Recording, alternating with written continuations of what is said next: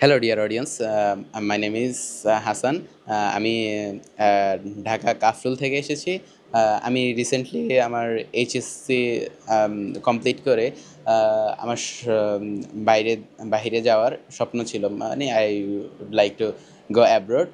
That's why I came English fantasy. English ফ্যান্টাসিতে বলতে গেলে ইংলিশ ফ্যান্টাসির পরিবেশ অনেক ভালো। আমি বিভিন্ন কোচিং সেন্টারে গিয়েছি, তবে মানে তাদের টাইম ম্যানেজমেন্টটা এত ভালো ছিল না। কেন জানি আমার এই ইংলিশ ফ্যান্টাসির টাইম ম্যানেজমেন্টটা অনেক ভালো লেগেছে।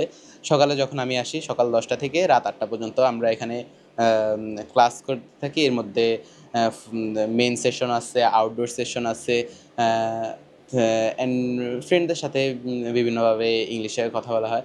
আর একটা মজার বিষয় হচ্ছে যে এখানে যখন আমরা বাংলায় কথা বলি, এখানে হয়তো এখন আপনাদের সামনে বলতে পারতেছি, কিন্তু যখন আমরা ক্লাসে বাংলায় কথা বলি, প্রতি ওয়ার্ডের জন্য আমাদের 10 টাকা করে ফাইন দেওয়া লাগে।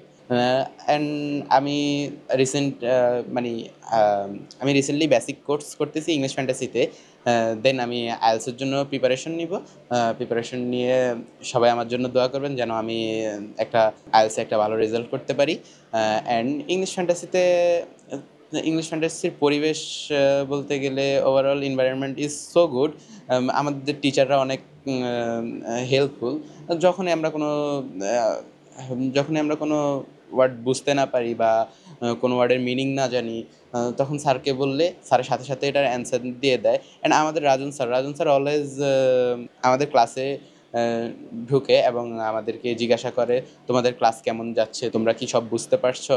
আর আর একটা ভালো দিক হচ্ছে আমাদের কিছুদিন পর পরেই এক্সাম হয়।